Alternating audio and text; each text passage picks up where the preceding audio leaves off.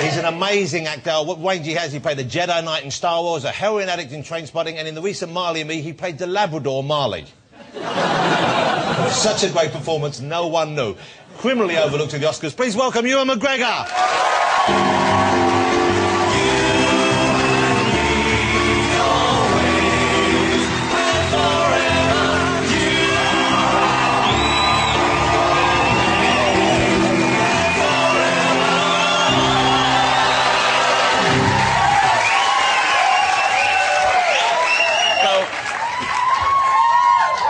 Like many of you, I'm a little bit in love with Ewan McGregor.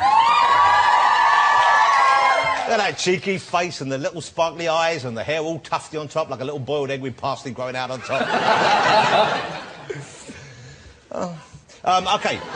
Ewan, great to see you here. Thanks for joining us once again. It's a great pleasure to have you on the show. Nice to be here. What have you been doing? You've been working... Is it what you've just finished filming with Roman Polanski? Yeah. That must be quite something. I think he's one of the greats. I know, a real master filmmaker, yeah. We were shooting in Berlin since January. We finished this morning at 5 in the morning. You just finished today? Yeah. Wow, incredible. Yeah. We started with the first day with Roman Polanski, we went on set and we finished shooting that day 22 hours later. Ooh.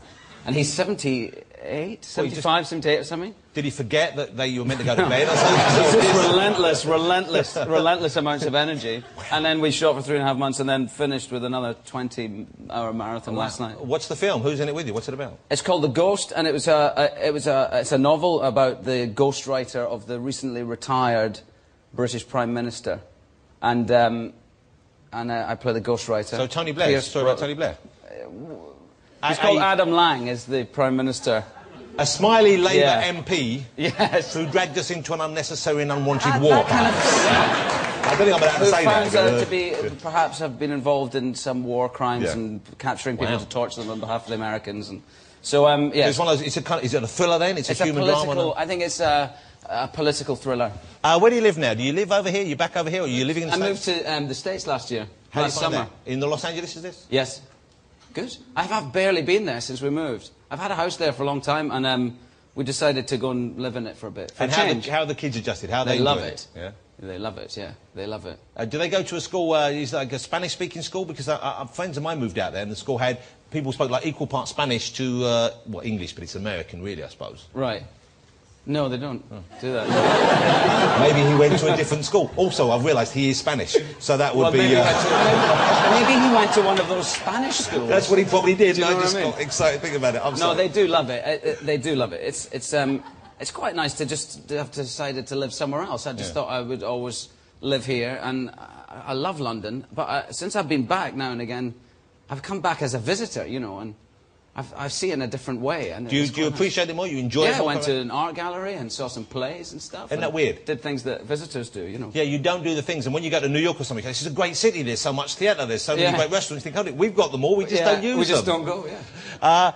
Let me ask you about working with Tom Hanks. I had him on the show last week. Man, he's a difficult guest. He hardly said a word. It was hard to get anything Not out of very him. funny, I found. Really humorless. He's a dream to be around. He's lovely. It must be fun working with him. Yeah, absolutely. And he and Ron Howard, who have worked together on 4 or 5 films before, have got a really lovely working relationship together and a good friendship. And they make the set was just a great fun place to be because this is the movie Angels and Demons. It's just come out over here. It's great fun. It's a great fun film, like big, silly, blockbustery film. I loved it. But you play a Catholic priest. Yes. But not but you're an Irish Catholic priest. Yeah. In Italy. Yeah. Now, I haven't read the book, but in the book, I believe he was an Italian Catholic priest in Italy, which kind of makes a bit more sense. So now... There are Irish Catholic priests, I'm sure there's one or two, but is your Italian accent so bloody awful? I bet it did. Was it first day filming? Then you went, hey, what's the tomato? Let's try it again. Maybe he could be Irish. I'll tell you what, let's make him Irish. Is that what happened? Ron wanted him to be Irish from the beginning. I think he's the character that's changed the most from the book. And I think it was to tidy up his backstory, and they made him an orphan. That he got orphaned in Italy and was adopted by a cardinal who became the Pope. Well, it makes it. I mean, it kind of makes the film work. The fact what happened to him in the past, it makes some sense of it. So I can see why they did that. Yeah. But you weren't filming. You didn't film that much of your stuff in Italy, is that right? None of it. Well, no, I did film it a couple of days in a place called Caserta. And I'd been shooting a film in Louisiana at the time. And my family had come over and they'd spent a couple of 2 weeks with me. And then I had to go over to Rome, to Caserta, to start filming Angels and Demons. And I said to my wife that it sounded like a lovely place, Caserta. In fact, they told me that they shot some of the stuff from Star Wars in there. And there's a palace. So I remembered that stuff in Star Wars. It was absolutely beautiful, the lake and the castle. And I forgot that George Lucas created all of that on a keyboard afterwards, you know, because the palace is in the middle of the biggest shithole you've ever seen. It's like part of the sprawling suburb of Naples. So my wife arrives on a plane from London, I arrive there, and we're being driven towards this horrible place for anyway, we had a nice time all the same.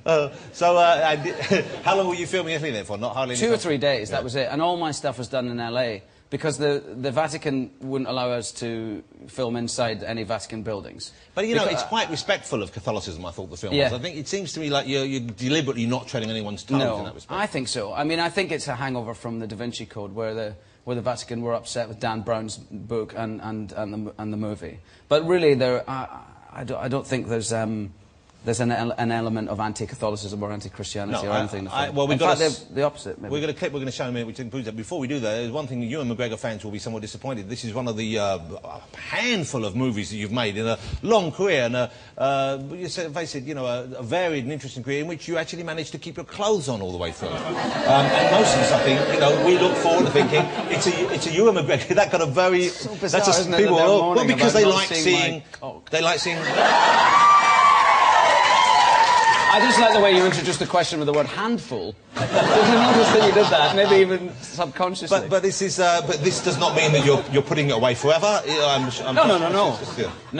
If the part demands. Exactly that. No confines. No limits. But you're pretty relaxed about being on a show. I don't mind. Listen, I think that acting is about you know, movies, they're stories, they represent life, and in life we're naked at least twice a day. Yeah. Have you ever been to a nudist colony? No. No. No, I haven't. Have you? I have. You want to watch out. When you sit down, you need to put a towel down first. Or so get cross with you. We didn't realise we were filming there, and we all sat down, and no one put a towel down, and someone looked over disapprovingly. And then when we stood up, I realised why, because it was a plastic set. It went... It was like the 2-inch shroud where we could sit in the That is apparent. That would be disrespectful, wouldn't it? Yes. Okay, let's have a look at a clip. This is Ewan in Angels and Demons. It's great fun. It's out now. Here he is, and this is great because it's a scene between you and Tom Hanks. We see the two of you working together. Christianity's most sacred codices are in that archive. Given your recent entanglement with the Church, there is a question I'd like to ask you first here, in the office of His Holiness.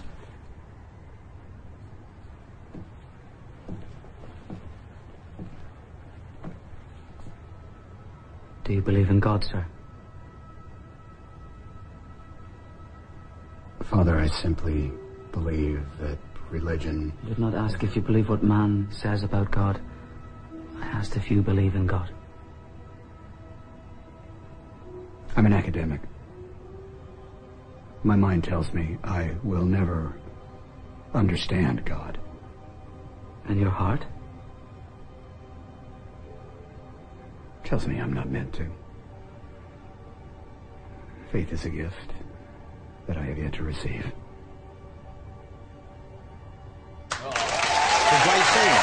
That's a great scene, and you must be pleased with that. Good scene, yeah. Nice. Now, let me, here, I've got to mention something here. Recently I've been watching the television and I see adverts of you riding around on your bike looking quite handsome, chiselled, steely-eyed, and so on and so forth. And then you go, adventure. The smell of this thing is smell adventure. of adventure. And this is the perfume you're doing. Yes. Now, yes, I've got a scent. I'm advertising a perfume. What does it smell like? I've never smelt the adventure. It smells of the rugged outdoors. do you wear it yourself, Ewan? Yes. Yeah. For how long will you have to keep wearing it? I'm going to be wearing it for the next 2 years. Oh, listen. Hey, I've got to ask you, before we move on, and we've got Eminem to come, ladies and gentlemen. He's going to be chatting in before I'm very excited. Before we do, what's the... you've been making a movie with Jim Carrey. And yeah. This sounds really quite an extraordinary film. Yes. It's called... is it called I Love You? It's called I Love You, Philip Morris. And it's the true story of two men who meet and fall in love in prison. And...